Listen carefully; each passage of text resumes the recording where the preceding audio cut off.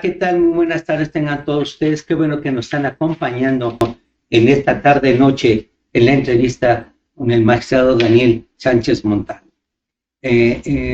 Hoy, día 14 de marzo del 2024, siendo aproximadamente las 18 horas, vamos a tratar un super tema relacionado con el Poder Judicial de la Federación y se llama así: breves comentarios sobre la designación de jueces y magistrados federales. Ese es el meollo del asunto y ese es lo que vamos a entrevistar al director de JUFED, y es el magistrado Daniel Sánchez Montano. El número telefónico que pueden ustedes hablarnos o mandarnos un chat es 55 39 72 218.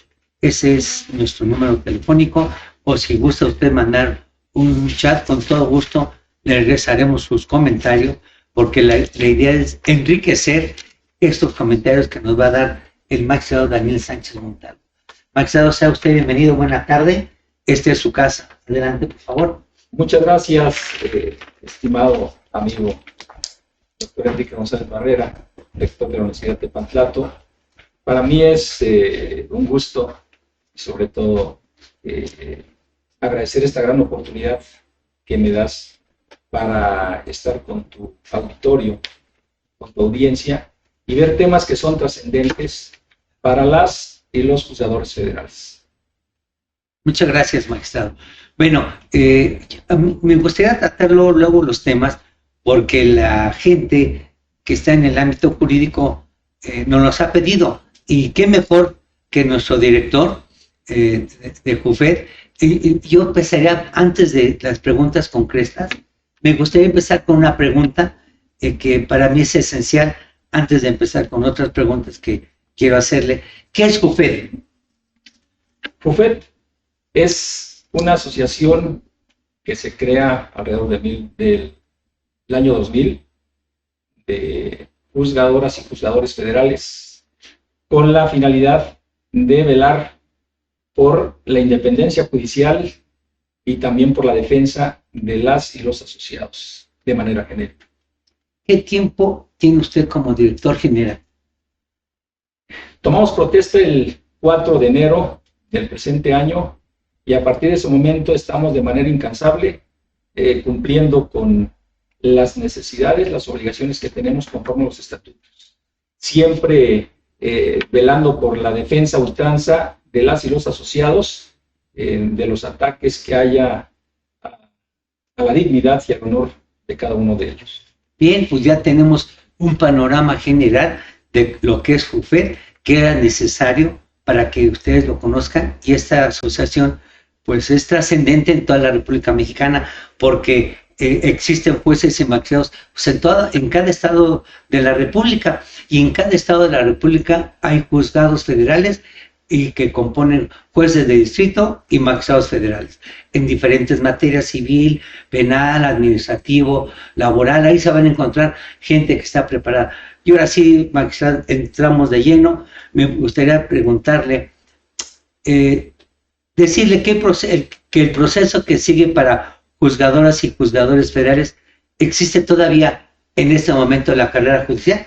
Adelante, por favor. Muchas gracias, estimado doctor. En efecto, en estos momentos, la designación que se hace de cada uno de las y los juzgadores federales está pegada o se rige por la carrera judicial. ¿Qué es la carrera judicial? Es un sistema institucional que se encarga del ingreso, de la formación de cada uno de los integrantes del Poder Judicial de la Federación, pero siempre basado en el mérito y con la igualdad de oportunidades. ¿Qué significa esto? Inicio con lo primero, como en todo. Para ingresar a lo que es la carrera judicial, se requiere primero ser licenciado en Derecho, y el primer escaño es ser oficial judicial. El oficial judicial normalmente es el que se encarga en los órganos jurisdiccionales de llevar a cabo, realizar los acuerdos, auxiliar, apoyar a los titulares dentro de los órganos jurisdiccionales. Pero para ello siempre se tiene que realizar o presentar un examen para poder ingresar a una lista que se tiene y para que los órganos jurisdiccionales que requieran de algún integrante del Poder Judicial de la Federación, llámese en este caso oficial judicial, puedan acudir a esas listas y se les pueda llamar para que integren su plantilla. Una vez que ya ingresas a lo que es la carrera judicial, después de oficial judicial viene el siguiente eslabón, es ser actuario. Para ser actuario igualmente se tienen que preparar, se tienen que llevar a cabo cursos de especialización y presentar un examen para poder acceder a dicho cargo. Y así de manera sucesiva para siguientes escalafones, ser secretario de juzgado, secretario de colegiado, y en cada uno de estos escalafones o de cada uno de estos nombramientos tiene que haber un examen que se debe presentar para poder acceder a esos puestos. ¿Qué es lo importante de lo que es la carrera judicial? Lo importante es la preparación y precisamente es ahí donde radica lo fundamental para acceder al siguiente escalafón, que es ser juez de distrito.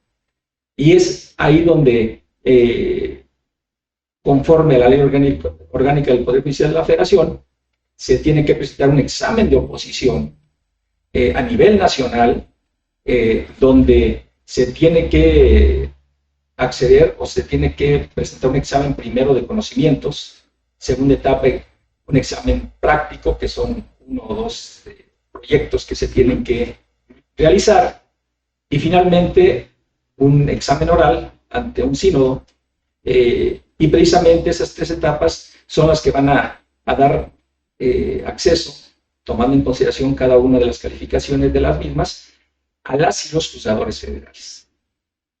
La última etapa de lo que es la carrera judicial lo conforma o es el ser magistrado de circuito. Y también para ser magistrado de circuito hay que prepararse, hay que seguir la carrera judicial y el desempeño de la función de juzgador y juzgadora federal, estimado doctor, es una preparación constante. No podemos desempeñar nuestra función si no tenemos una actualización en cuestión de jurisprudencia, en cuestión teórica, doctrinaria, y también en la actualidad las redes sociales ayudan mucho en ese sentido porque los tiempos han cambiado. Y una vez que ya se llega al cargo de magistrado de circuito, culmina lo que es la carrera judicial, pero para poder llegar a ese cargo, te explico el camino y lo que se requiere de manera breve.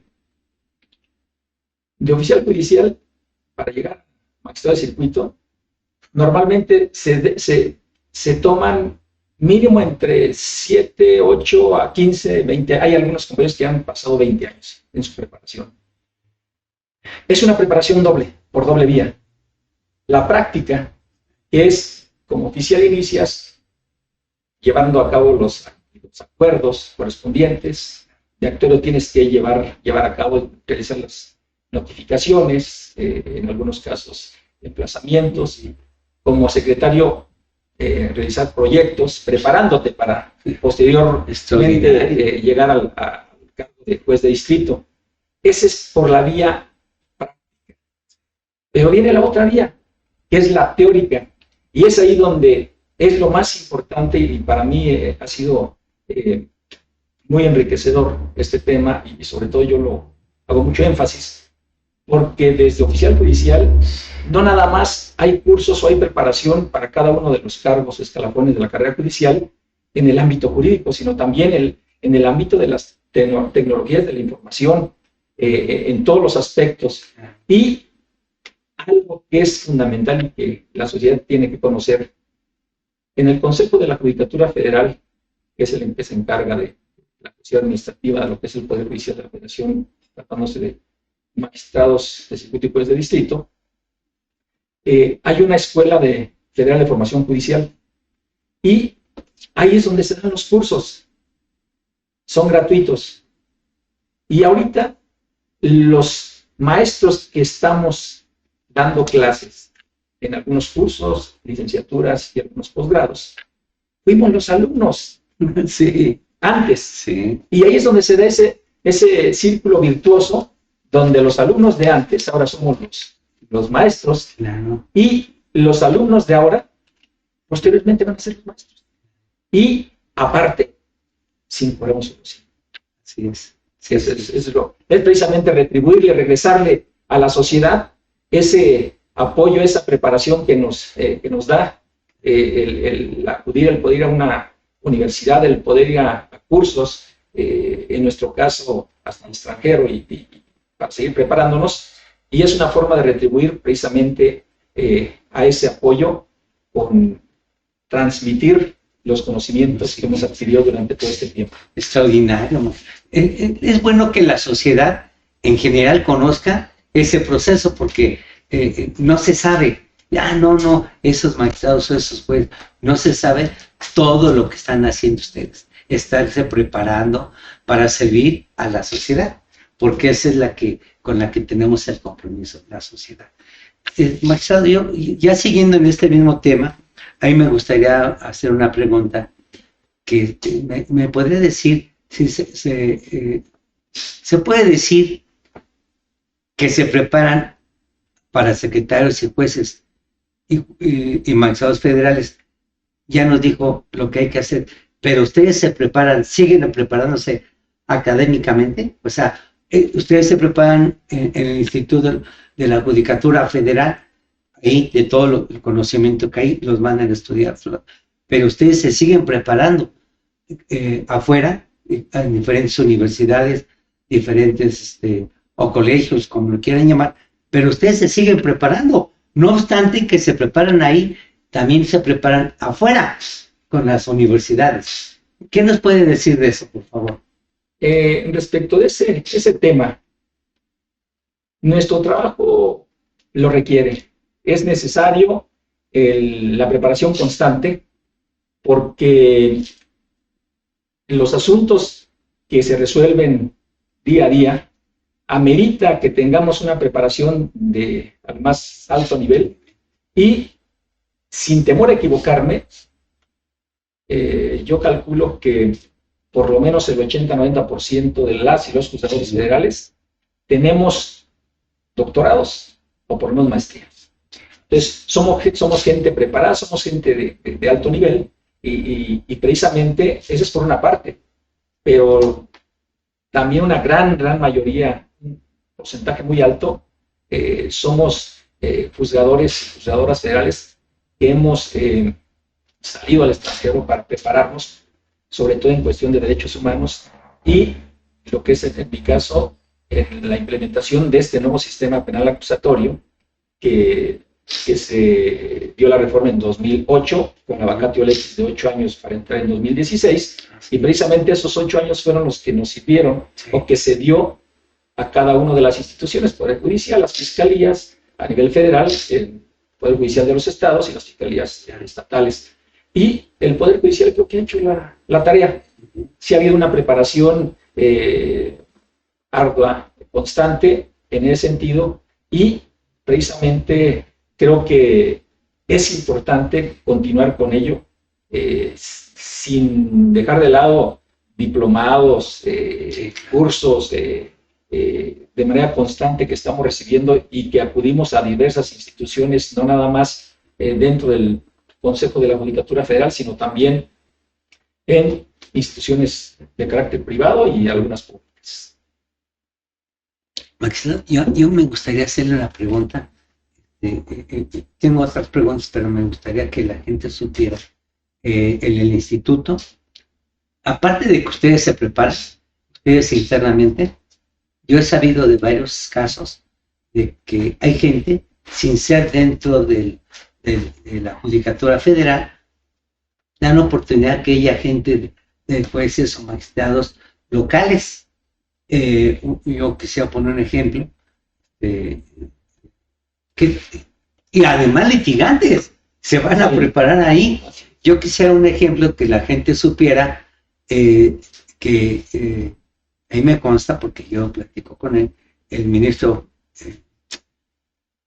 que es bueno, ahora ministro, en ese tiempo no era magistrado, estaba en anales de Juan Luis González, se fue a preparar precisamente al instituto, él siendo del Tribunal Superior de Justicia, y él lo dice con mucho amor y respeto.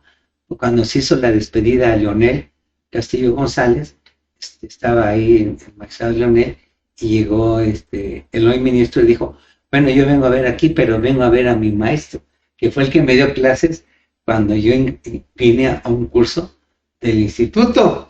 Entonces, rápidamente, les digo esto para que la gente sepa que también están abiertos, o sea, no nomás a ustedes. ¿Qué nos podría decir de eso, magistrado? En efecto, doctor, en la escuela, en las distintas extensiones de la Escuela Federal de Formación Judicial, el ingreso no nada más es específicamente a los integrantes del Poder Judicial de la Federación. Hay un número específico de lugares para litigantes. Es más, yo estoy adscrito en Tuxtla Gutiérrez, Chiapas, y a mí me tocó dar clase a militares, a licenciados en Derecho que están dentro del ejército.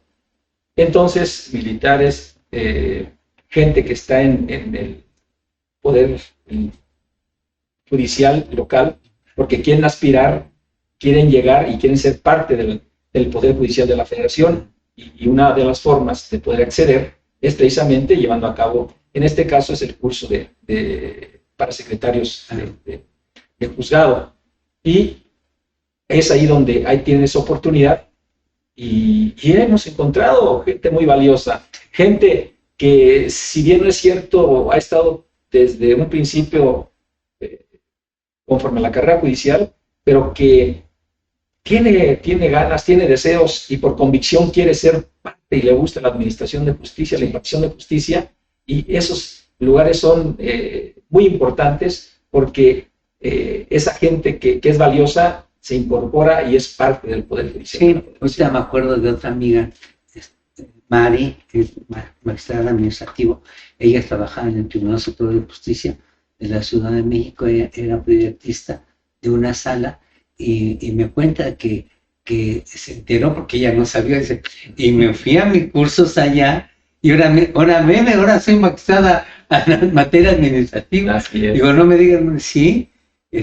Claro, entonces hubo una oportunidad, y quién no quiere estar ahí, porque además es algo esencial. Eso es muy importante que la gente lo sepa, porque luego como que no lo saben, Magistrado, hay una tercera pregunta que quiero hacerle, pero quiero con esa pregunta irnos a una pausa, y quiero para que regresemos y nos haga favor de platicar sobre esto.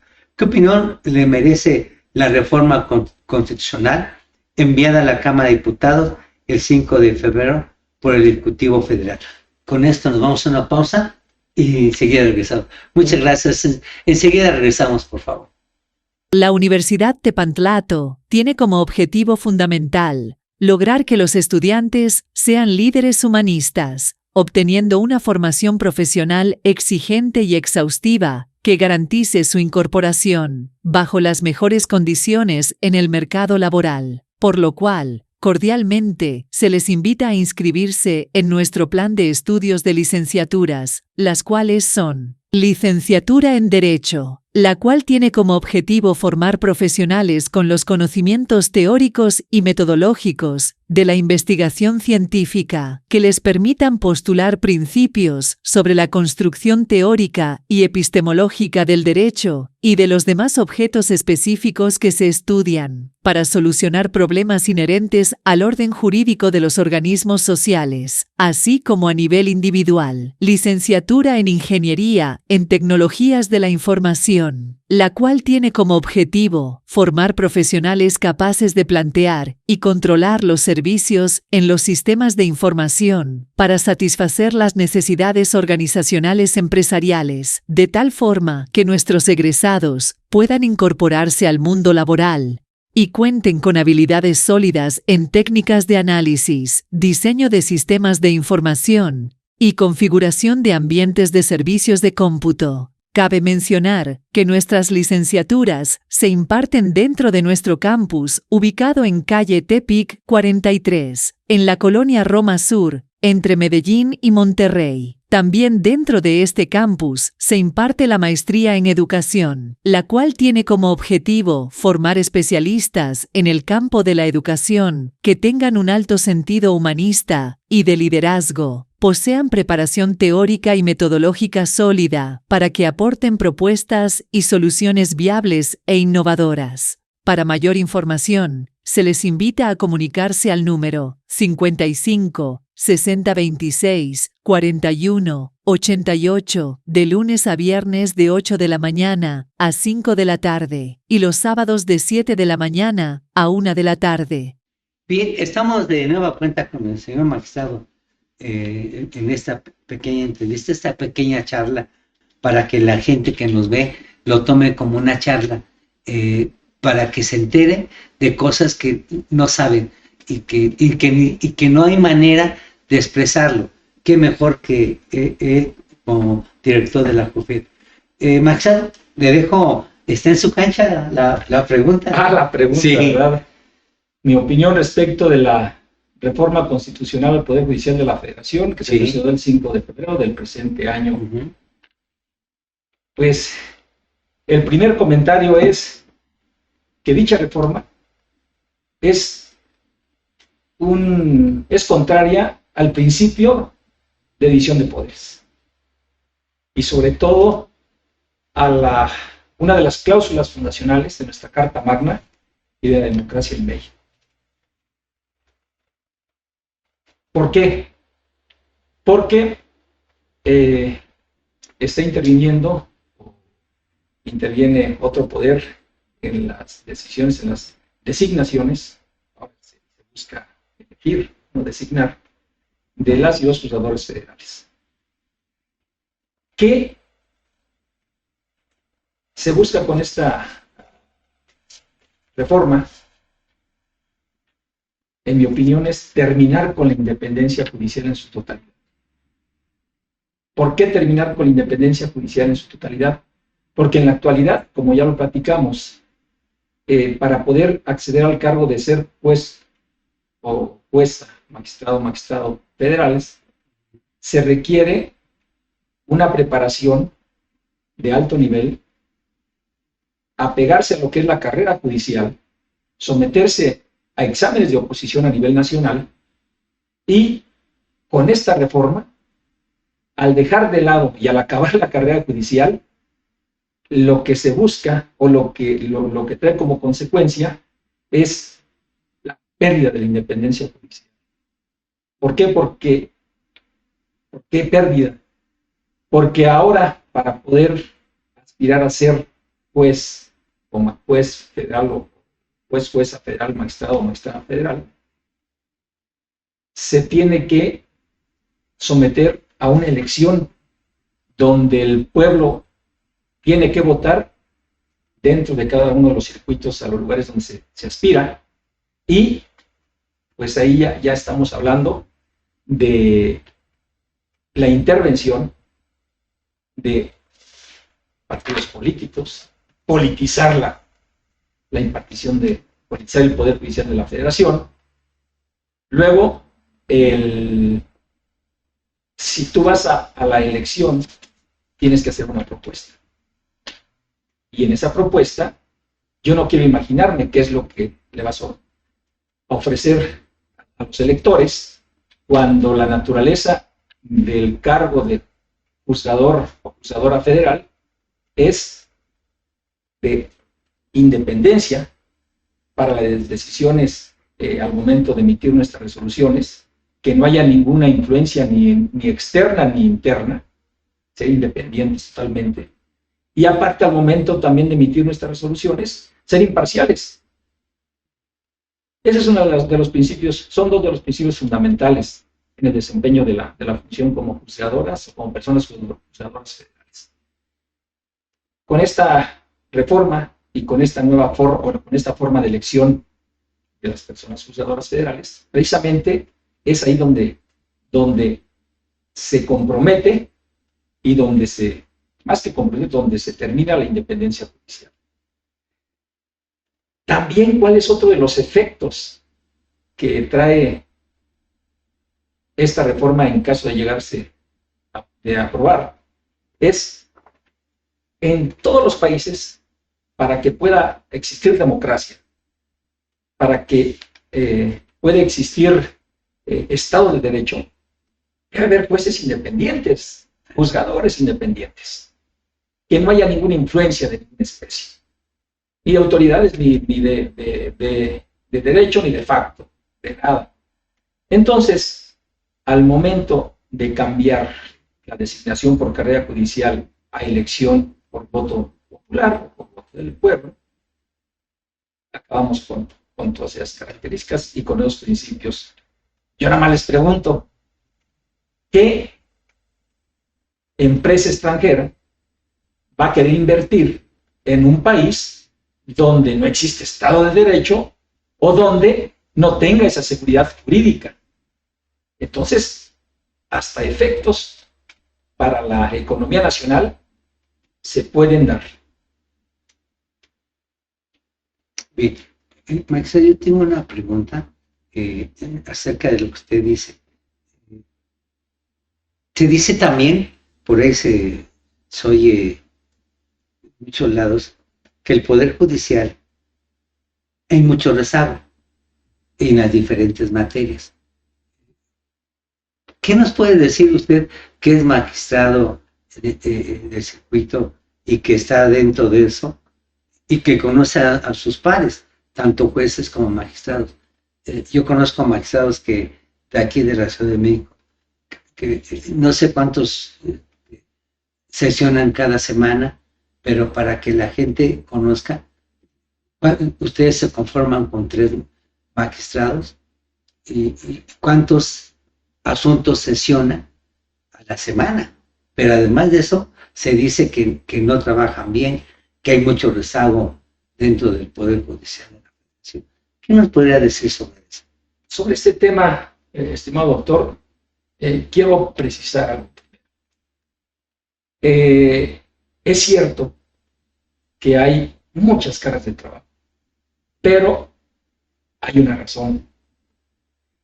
Según la OCDE, un organismo internacional, el número de juzgadores ideal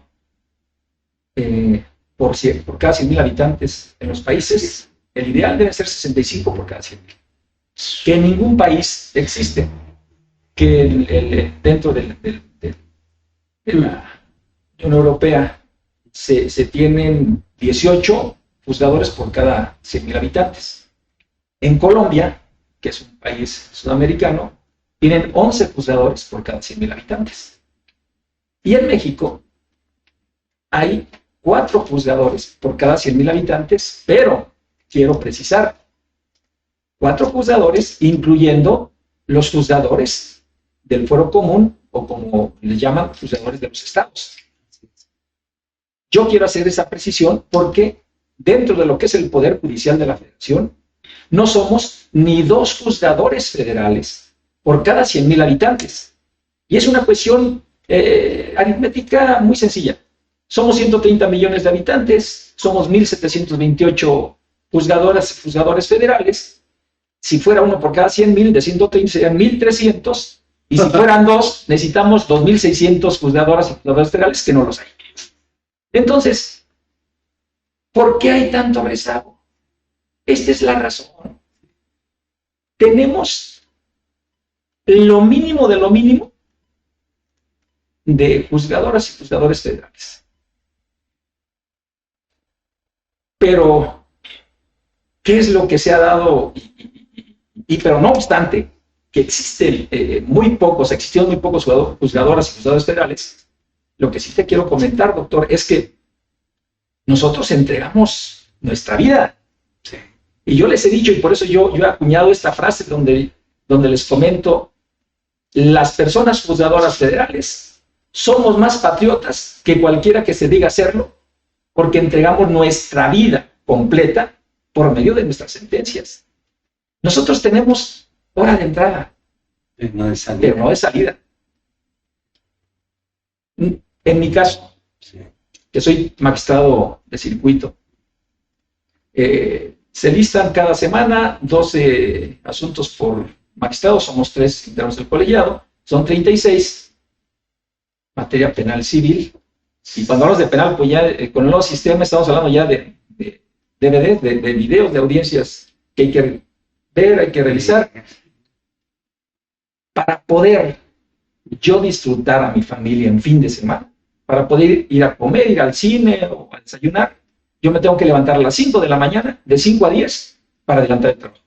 Sábado y domingo. O sea, nosotros trabajamos de lunes a domingo. Y eso es lo que, a lo mejor, quienes van a los órganos jurisdiccionales, quienes están dentro de este ámbito, sí conocen esas cargas y sí lo entienden. Pero la gran mayoría no. Y aparte, la gran mayoría nos confunde con los juzgadores del Foro Común. Y no, nosotros somos juzgadores federales. Sí, claro. Y precisamente aquí lo más importante, o sea, es que sepan que nosotros entregamos nuestra vida. Y yo luego les comento, porque este es algo personal. Yo tengo un hijo y ahora que ya está estudiando la carrera, mi esposa es maestra en Derecho, servidor es doctor en Derecho, somos de familia de licenciados en Derecho.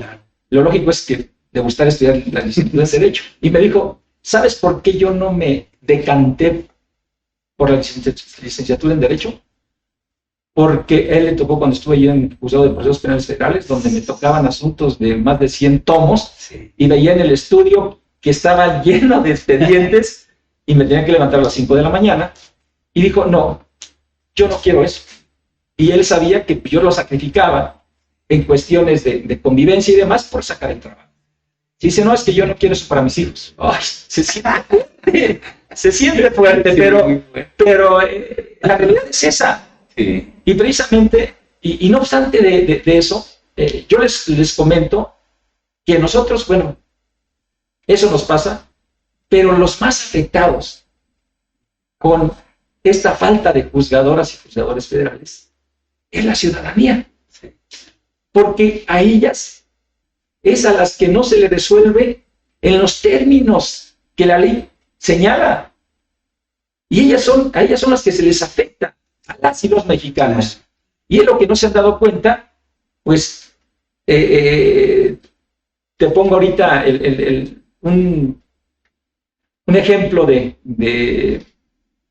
un factor que no nos ha ayudado y que no nos ayuda para poder aumentar el número de personas juzgadoras federales. En el presupuesto 2024, dentro del presupuesto se tenía contemplado una cantidad para la apertura de nuevos órganos jurisdiccionales, precisamente para ir abatiendo ese rezago. Sin embargo, pues, ¿cuál es nuestra sorpresa? De que le recortan 6,000 millones de pesos. Y eran los que se requerían precisamente para abrir los órganos jurisdiccionales. Y es ahí donde yo les digo a la Cámara de Diputados, que es la encargada de la aprobación del presupuesto de egresos, y en este caso, pues, al partido oficial, que son mayoría, los que aprobaron el presupuesto, que tienen tienen ahí una cuenta pendiente, una asignatura pendiente, porque no es para nosotros, sino es a la sociedad. Claro. Le están fallando, ¿por qué? Porque no le están. Si ellos son los que crearon como legisladores la reforma al nuevo sistema penal acusatorio, que Sí. todavía no se ha completado la implementación, ellos fueron los que crearon la reforma a la materia mercantil para los juicios orales Sí, en materia el Código mercantil. Nacional. También se implementó la justicia oral laboral, Sí, también. que falta mucho, Todo. pero precisamente las reformas son de los legisladores del Poder Legislativo. Y entonces, en las reformas se tienen que dar los elementos suficientes económicos para poder implementarlas. Sí, sí, no. No, y peor, se acaba de aprobar, está en vacatio, y se acaba de aprobar el Código Nacional de Procedimientos Civiles y Familiares, y si no tenemos presupuesto, ¿cómo se le va a hacer? se va a llevar a cabo? Pero todo eso es en perjuicio de la ciudadanía, de las y los mexicanos, porque a ellos es a los que se les está afectando y llegan y dicen, no, es que no trabajan, la justicia. No, sí, trabajamos muchísimo, como ya les expliqué. Nada más que nos hacen falta juzgadoras y juzgadores federales. Y eso, pues ahí se los enviamos a la Cámara de Diputados, porque ellos tienen la Y salas de última juicio palabra. oral. Sí. Yo digo esto, salas de juicio oral, en todas las materias ahora. Sí. No sé qué vaya a pasar. Yo quisiera, antes de cerrar esto y nosotros, que me hiciera favor de hacer referencia a magistrado de cuántos jueces y magistrados federales se necesitan para cumplir con lo que marca a nivel nacional, cuántos magistrados tendrían que traerse o cuántos jueces. Porque lo dijo usted, pero me gustaría que se volviera a decir, porque es importante que la sociedad lo conozca. Se dice fácil, sí, pero no hay cómo. Sin ser tan pretenciosos, en mi opinión, por lo menos, duplicar el número que estamos en la actualidad. Son 1,728 aproximadamente. O sea, que sean, o llegar al número de 3 a nivel federal, 3 por cada 100,000 habitantes. 3 tenían que ser 3,900. Si quieren. Con esos, a lo mejor le bajaremos mucho al examen. Y ya la ciudadanía, los mexicanos y las mexicanas, ya tendrían por lo menos esa esperanza de saber que sus asuntos se les van a resolver lo más rápido posible y que se va a cumplir con el artículo 17 constitucional de tener una justicia pronta y expedita. Más o menos es una opinión muy personal. No, pues está difícil. Así es. Muy difícil. Bueno, vamos a cambiar radicalmente. Aquí hay un tema que se está ahorita en boca de todos los mexicanos, que se han hecho declaraciones sobre asuntos en materia penal, tratándose de sentencias absolutorias y libertades en general del Poder Judicial, señalando inmediatamente o invocando actos de corrupción en su dictado. Eso está eso pasa como sentencias del Foro Común y engrosan todo. Digo, no quiero hacer menos del Foro Común y mucho menos al Foro Federal, pero ¿qué nos podría usted decir acerca de eso? Porque es todo un tema, ¿eh? Podríamos durar 2 o 3 horas y traer a jueces del Foro Común, magistrados federales, y sería un tema muy, muy bonito, pero que hay que hacerlo de frente a la sociedad. Pero ahorita, por el momento, lo dejamos. ¿Y qué le parece ese tema, señor magistrado? Bueno, para dejar, ya que sacaste, doctor, ese tema más para dejar clara, quiero hacer esta precisión. Hace poco por ahí salió un tema de que se dejó en libertad a un abusador sexual en el Estado de México. Sí. Y al momento de emitir opiniones, se refieren al Poder Judicial de la Federación. Quiero hacer la precisión de que no se trata del Poder Judicial de la Federación, que es un asunto del común en el Estado de México. En el momento en que ya llegue a un juzgado federal, bueno, ya va a ser otra cuestión, va a ser distinto. Claro. Sin embargo, no hacer esa precisión, Sí, claro. que cuando se emiten resoluciones del foro común o de los estados, que no lo confundan y que no digan que son del foro federal.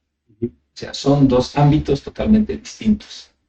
Hecha la precisión, respecto del tema de en el momento en que se emiten sentencias absolutorias e inmediatamente vienen por las mañanas los comentarios, yo les llamo afirmaciones dogmáticas de corrupción, de cosas que van en contra de la dignidad y del honor de las y los juzgadores federales.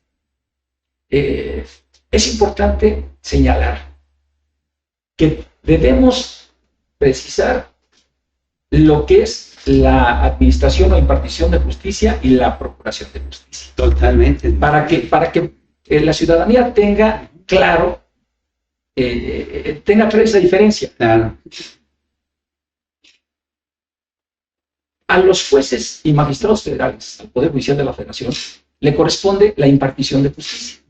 ¿Qué significa? Que le presentan, se integra un expediente y con base en todo lo que se ha integrado, él va a emitir una resolución. Pero aquí viene lo importante. Constitucionalmente, ¿a quién le corresponde la procuración de justicia? Perseguir a quienes hayan cometido un delito. A nivel federal, a la Fiscalía General de la República. Y a nivel estatal, a las Fiscalías Generales de los Estados. Ellos son los obligados constitucionalmente de que se integre correctamente las carpetas de investigación, que se arme la teoría del caso y en el juicio que se ofrezcan las pruebas idóneas y suficientes para vencer el principio de presunción de inocencia, que es la piedra angular en este nuevo sistema penal acusatorio. Si no se hace ese trabajo, al magistrado, a la magistrada, al juez o a la jueza federal, no le queda más que dictar libertades. ¿Por qué? Porque si no tienes las pruebas suficientes para vencer el principio de presunción de inocencia, tienes que dejarlo en libertad. Y ahí es donde viene el tema. ¿Es por el juez? No. Es la ineficiencia de la Fiscalía General de la República a nivel federal y las Fiscalías Generales de los Estados a nivel local. Entonces, pues hay que poner las cosas en su contexto. Entonces, a ellos les corresponde hacer eso. Te doy un dato. Cuando se habla de impunidad, incorrectamente se habla del Poder Judicial de la Federación y lo quieren introducir en esa parte. No. Sí. ¿Qué es impunidad? La palabra, pues es que quede sin castigo, sin sanción, Quedó impune. una conducta, un hecho. ¿Y a quién le corresponde?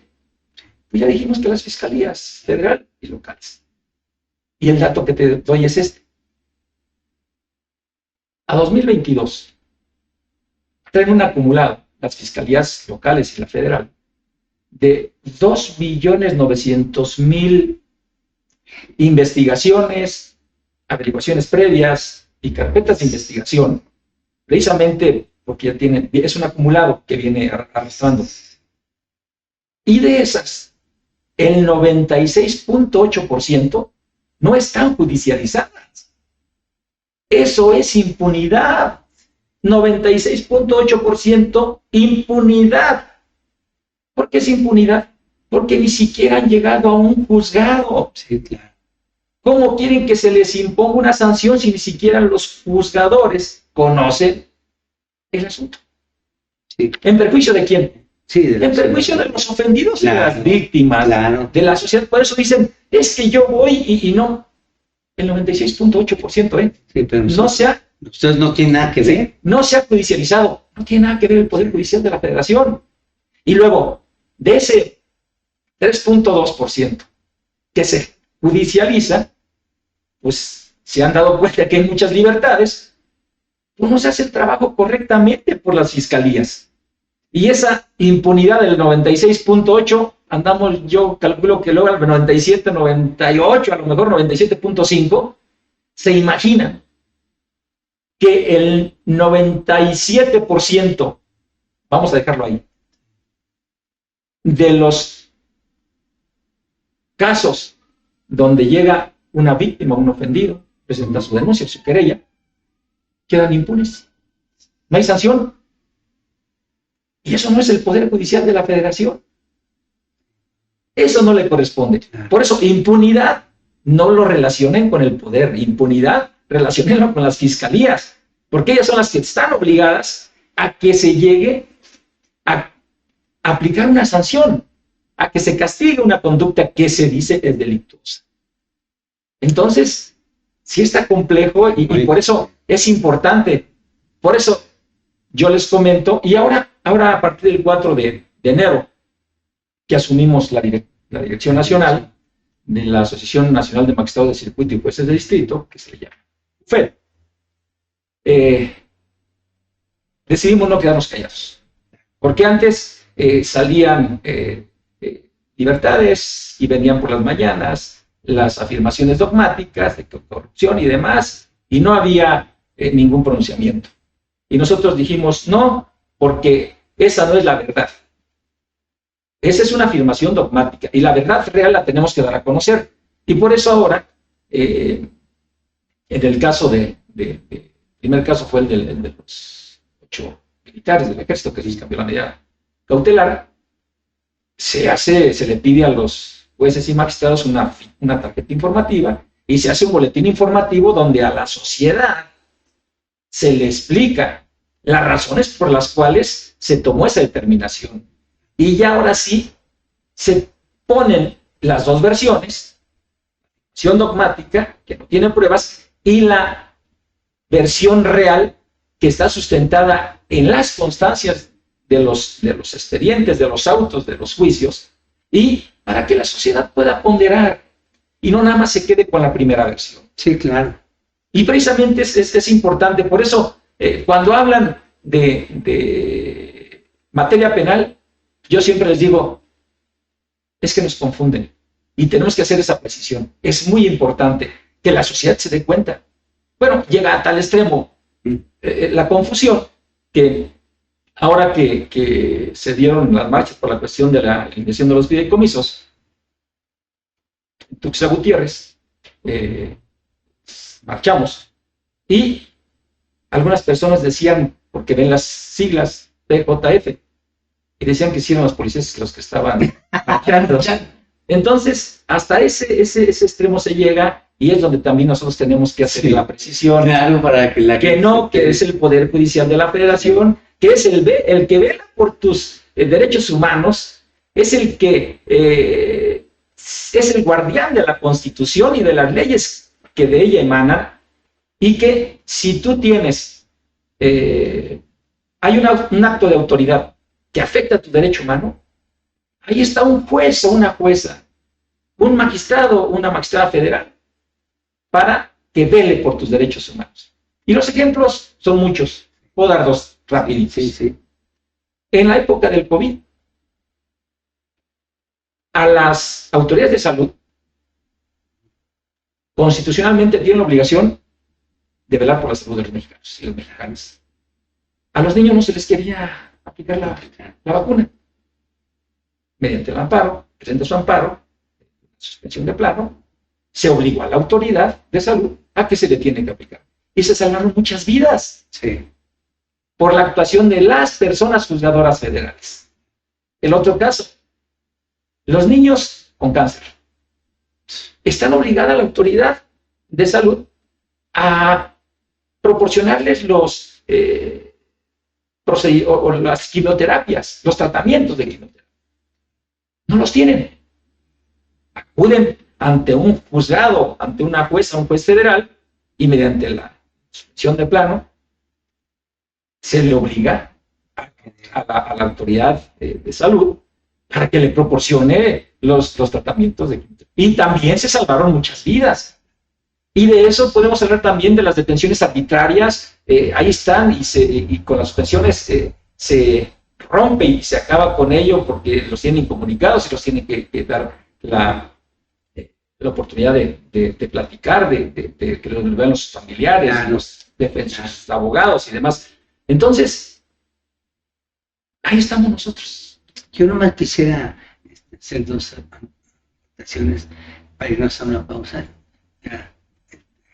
A mí me interesa mucho, señor magistrado, que nos dijera, usted está hablando de un amparo que existe, se fueron al amparo, pero me gustaría mucho que hablara, cosa que casi no se habla, de la Defensoría Pública, y que ayuda a la gente. Yo fui defensor de oficio, del Foro Común, lógicamente, que no tiene nada que ver al federal acá, porque era otra, sigue siendo no bien retribuida como debe de ser, pero yo lo hice con tanto gusto que a mí me da mucho orgullo. Pero le puedo decir que ahorita que regresamos, que hablara de la Defensoría Pública, porque también está ahí y ayuda a la ciudadanía, cosa que también no se habla, y yo lo veo en muchas partes que no se habla, como que está olvidada por allá. Cuando uno va a Bucareli está Defensoría Pública, ¿y eso qué es? Federal, ¿qué es eso? Y otra cosa de los fiscales estatales, me gustaría mucho, y de la Ciudad de México y a nivel nacional. En mi concepción, falta mucha preparación, y como hay demasiada carga de trabajo, falta preparación, hay demasiada carga de trabajo, no hay el personal que debe de ser, y eso hace que no funcione las cosas porque lo quieren hacer rápido. Y quiero dejar asentado que yo tengo amigos que son litigantes, dicen, bendito juicio oral, porque me dan las herramientas para poder atacar. Me voy con el juez de control, el juez de control siempre pone orden ahí, y todo lo que yo voy, le dicen, tienes tanto tiempo para hacerlo bien, y antes no se hacía. No ejercicio al archivo, y ahora un buen juez, un buen litigante tiene herramientas que antes no se tenía. Sí. Y eso también habla. Claro, yo conozco abogados postulantes que les va muy bien económicamente. Vamos a una pausa y enseguida regresamos. La Universidad Tepantlato tiene como objetivo fundamental lograr que los estudiantes sean líderes humanistas, obteniendo una formación profesional exigente y exhaustiva que garantice su incorporación bajo las mejores condiciones en el mercado laboral, por lo cual, cordialmente, se les invita a inscribirse en nuestro plan de estudios de maestrías, las cuales son Maestría en Juicios Orales, la cual tiene como objetivo formar expertos en el campo del juicio oral, capaces de manejar las herramientas conceptuales, metodológicas y técnicas de litigación inherentes a sus procedimientos. Maestría en Derecho Civil, la cual tiene como objetivo que los egresados apliquen las normas que regulan los atributos jurídicos de las personas e integrar las disposiciones legales que rigen los actos jurídicos de los particulares contemplados por la ley civil, así como desempeñarse en las áreas de jurisprudencia y legislación para dar solución a las diversas problemáticas del ámbito civil, ejerciendo la adecuada procuración y administración jurídica en beneficio de la sociedad. Maestría en Ciencias Penales, la cual tiene como objetivo formar maestros expertos sumamente competentes para analizar las ciencias jurídico-penales y solucionar problemas relacionados tanto con la comisión de delitos como con la tipificación de las sanciones aplicables, de acuerdo con las normas que en materia penal existen. Maestría en Derecho de Amparo, la cual tiene como objetivo formar maestros juristas capaces de analizar, aplicar y transmitir el derecho de amparo con un sentido ético y humanista a través de los principios constitucionales y legales del juicio de amparo. Maestría en Derecho Familiar, la cual tiene como objetivo formar maestros de excelencia que observan los derechos humanos consagrados en la Constitución Política de los Estados Unidos Mexicanos, bajo la preferencia de normas internacionales en los procedimientos de la materia familiar. Cabe mencionar que nuestras maestrías se imparten dentro de nuestro campus, ubicado en Baja California, 157, en la colonia Roma Sur, a 2 cuadras del Metro Chilpancingo. Para mayor información, se les invita a comunicarse al número 55 60 26 41 88, de lunes a viernes de 8 de la mañana a 5 de la tarde y los sábados de 7 de la mañana a 1 de la tarde.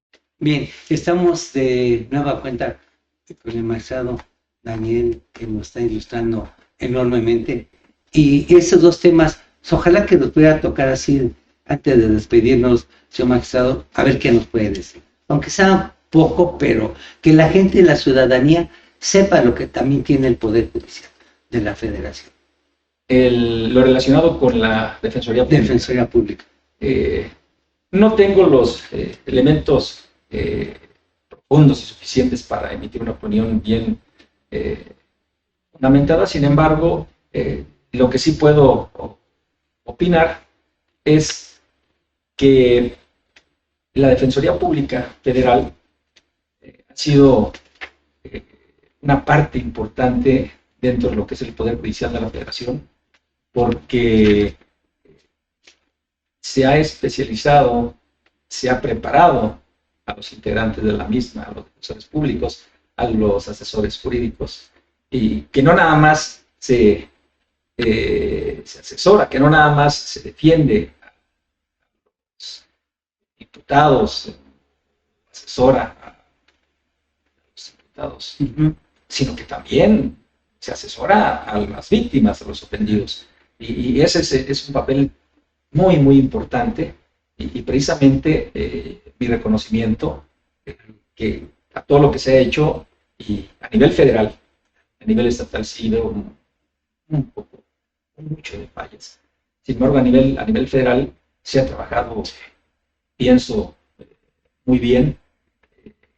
La actual directora nacional, la magistrada Taisia Luz Parcero, es una magistrada preparada, una persona que conoce la materia, y creo que está en muy buenas manos en estos momentos. Respecto del tema de las fiscalías, los ministerios públicos, como te decía, con la reforma nuevo de este sistema de juicios orales, se dio esa vacatio legis de 8 años para prepararnos. Desgraciadamente, no se hizo la tarea, no se tomó en serio en ese sentido. La obligación de los operadores jurídicos del sistema, iniciamos desde policías, que son los primeros respondientes, desde peritos, fiscales, en este caso los juzgadoras federales, teníamos la obligación de prepararnos. Creo que en la Procuración de Justicia se dejó un poquito de lado, y es ahí donde ya vienen los problemas.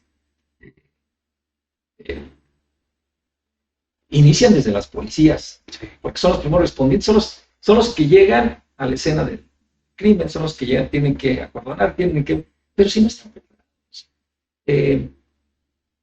En Chiapas, a una policía de un municipio pequeño, una policía, les dimos unas pláticas tipo curso sobre sus obligaciones como primeros respondientes, y se quedaron, me impresionó, porque yo pensé que iban a ser apáticos, que no, muy interesados. Se les imprimió el Código Nacional de Procedimientos Penales y se les entregó a cada uno de los policías, de las y los policías, y quedaron muy satisfechos, porque dicen, bueno, es que teníamos miedo porque no sabemos de qué se trata esto, y qué bueno que ya nos vienen a explicar. Entonces, se requiere la preparación de las policías, que es en lo que no se habla, la preparación de los fiscales, que es importante, porque precisamente ahí es donde vienen las integraciones de investigación, todo lo que les acabo de comentar. Y si no hay esa preparación, pues evidentemente los resultados no van a ser los loables, los idóneos. Entonces, ¿qué es lo que se requiere? Preparar. Es lo que se les pide. ¿Por qué? Porque si si no hay preparación, evidentemente que va a haber mucha impunidad. Pero antes de eso quiero comentarte desde los orígenes, antes de la implementación de este nuevo sistema. Nuestro país, con una idiosincrasia muy, muy clara,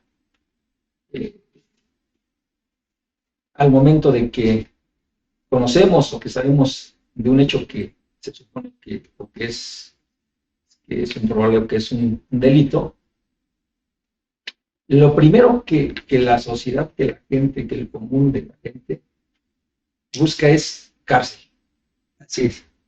Cometió un delito, tiene que irse a la cárcel. Sí, sí.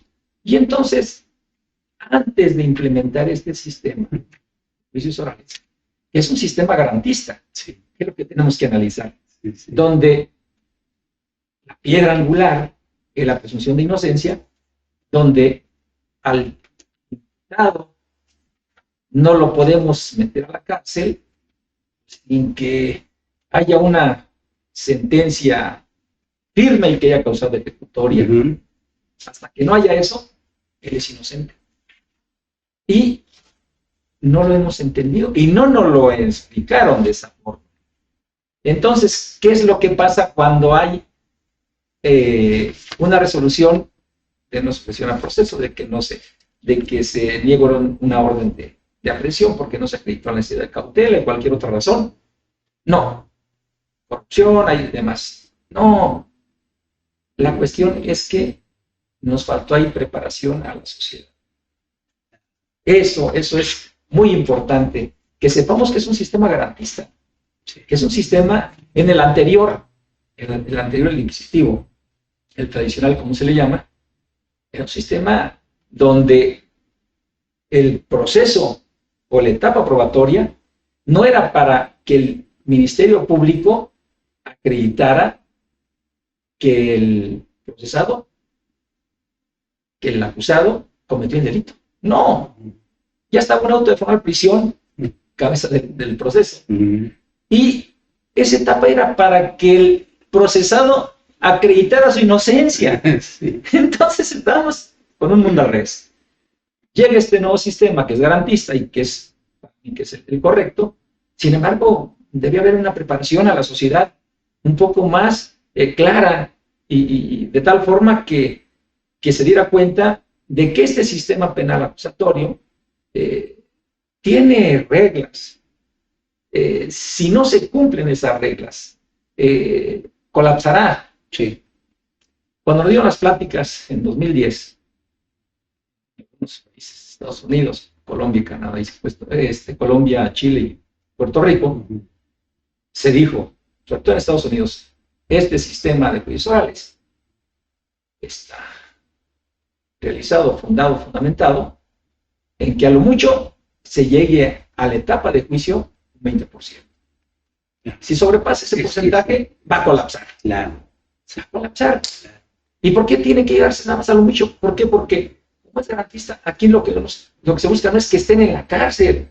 Aquí tiene que haber la cuestión de la reparación.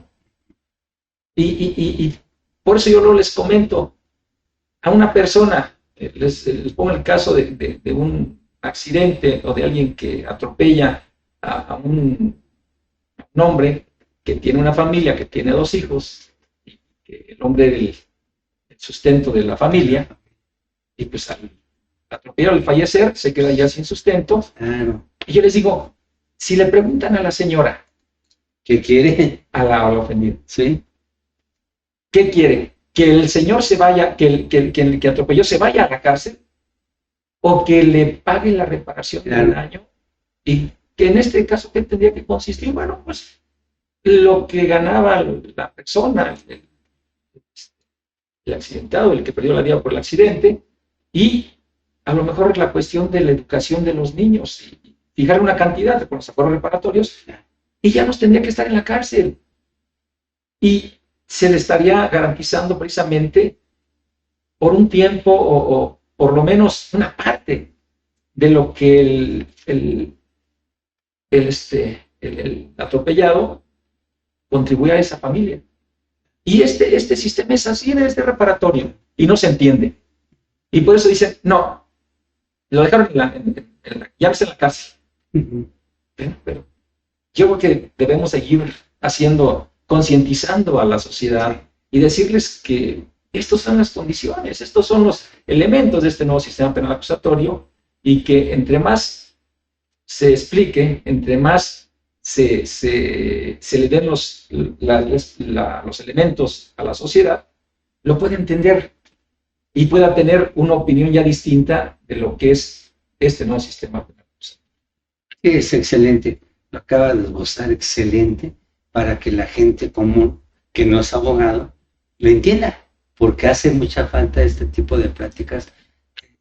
Lo que hicimos ahorita, señor magistrado, es que la gente esta plática no solamente la entiende el abogado, el arquitecto, el ingeniero o la gente común que no tiene ninguna profesión, pero que tiene ganas y deseos de saber qué está pasando en el Poder Judicial de la Federación o como los locales. Y hizo bien eso, de simplificarlo, dónde está un juez federal, un colegiado, y eso es muy importante para que la gente lo vaya entendiendo. Ojalá que pudiéramos tener pláticas más adelante para que viéramos también en la gente, instruirla en eso y que se vaya dando cuenta dónde va el sistema que ustedes están haciendo, que es algo extraordinario. Antes de que concluyamos la entrevista, estimado doctor, yo te quiero comentar que en la Directiva Nacional estamos haciendo una ponencia tipo, porque en la actualidad nada más se tiene una versión de lo que es el Poder Judicial de la Federación, de los que integramos el Poder Judicial de la Federación, las personas juzgadoras federales. Sin embargo, necesitamos hacerles saber a la sociedad de quiénes somos. Somos gente de preparación de excelencia, y somos gente que entregamos nuestra vida, nuestra salud, por convicción y por amor a nuestro Poder Judicial de la Federación. Estamos armando esta ponencia para que nos conozcan, para que sepan quiénes somos, que somos personas, somos igual que todos, nada más que nos ha tocado prepararnos. Las obligaciones del cargo lo ameritan y así lo exigen, así lo requieren, pero nosotros estamos comprometidos con la sociedad, estamos comprometidos con nuestro México, lo hacemos por convicción, por amor, y eso es muy importante. Y es una ponencia tipo. Es precisamente quiénes somos, la cuestión de carrera judicial, que es la preparación, lo que hacemos, la diferencia precisamente cuando se habla en materia penal, de que, bueno, pues a quién le corresponde la procuración y a nosotros la impartición, en la diferencia de lo que los siglas PJF, entonces, hasta eso básico, y sobre todo, pues, que sepan que en estos momentos la designación de las personas juzgadoras federales es lo idóneo, es lo que debe prevalecer, y que en el momento que se cambie, si se aprobó, si se cambiara por una elección popular, estaríamos acabando con la independencia judicial, con la carrera judicial, con la democracia y con todo. Entonces, sí queremos ser muy puntuales y que la sociedad nos conozca, y sobre todo vamos a ir a foros universitarios, que los jóvenes sepan quiénes somos. La Casa de la Cultura Jurídica, es una ponencia tipo que va a ser muy sencilla, muy digerible, vamos a tratar de no ser técnicos, cuestiones jurídicas, de tal forma que cualquier persona la entienda. Esa es la intención. No, sí lo van a lograr, pero es algo que debe de hacerse, que se debe de conocer. PJF, son policías. Sí. Ahí está. Hay que hacerlo ver a la sociedad. ¿Y qué son ustedes? No, y luego aparte, nosotros, primero yo inicié mi carrera dentro del Poder Judicial de la Federación, basado en una frase que nos enseñaron y nos inculcaron quienes nos precedieron y que nos enseñaron y nos prepararon para este cargo. Y decían que las sentencias hablen por nosotros. Sí. Entonces nosotros tenemos que estar en la oficina y haciendo nuestras sentencias, y ahí está. Sí. Lean lo que decimos nosotros. Y los tiempos han cambiado. Eso, bueno. Cambian los tiempos y ahora ya tenemos que hablar por nuestras sentencias. Sí. Y de ahí que tenemos que salir a los foros para explicarles, para que sepan las razones por las cuales se dicta en X o Y sentido. Y tenemos que salir cuando hay alguna declaración en sentido negativo en cuanto a alguno de las y los juzgadores federales y decirles, no, mira, esto es lo que hacemos. Y estos son nuestros argumentos jurídicos que sustentan nuestras resoluciones. Que lo conozca la sociedad. Claro, es algo necesario. Decía el ministro Góngora, que antes se decía que nuestras sentencias están, y luego él empezó a meter algo que me gustó mucho de él, decía, pero además, también nosotros tenemos que hablar, y tenemos que salir a foros, tenemos que prepararnos, hacer que la sociedad nos conozca. Ya está viendo las sentencias, también nosotros, porque somos gente que da el servicio al pueblo, y tenemos que darle lo que nos han dado ellos. Y le voy a decir algo que también, ojalá, y ahí veo mucha gente del Poder Judicial de la Federación, que vienen de instituciones públicas. Y eso amerita también que la gente lo sepa, porque están al servicio de la sociedad. Pero fíjate, eso es muy importante, amigo doctor, el que la gran mayoría de los que estamos como titulares en los órganos jurisdiccionales federales provenimos de universidades públicas. Sin embargo, yo quiero hacer todavía esta cuestión y este agregado. En la actualidad, también hay muchos egresados de universidades privadas, y yo aplaudo y aprecio, reconozco la valía de estos compañeros titulares que vienen de esos, porque no obstante que tienen la posibilidad económica de estudiar en esas universidades, yo me imagino y yo pienso que no están aquí por necesidad. Sí. Están por convicción, porque les gusta, les encanta y les atrae, les llena la impartición de justicia.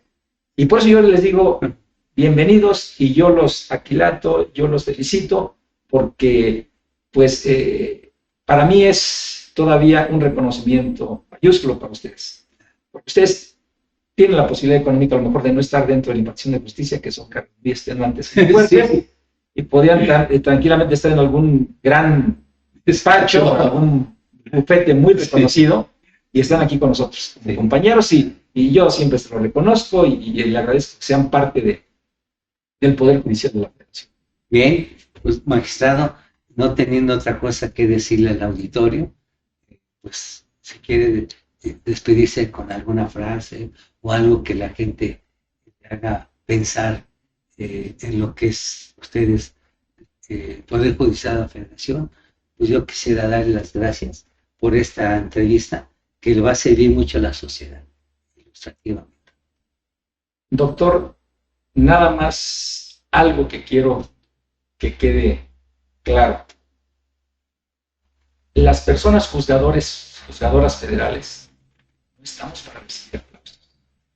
Estamos para que se vele por la Constitución, se respete la Constitución y las leyes que de ella emanan, y ser los garantes de los derechos humanos, de las y los mexicanos. Esa es nuestra función. Bueno, muy buenas tardes, noches, y como siempre me despido, sea usted feliz, y muchas gracias por su atención y por seguirnos. Hasta luego.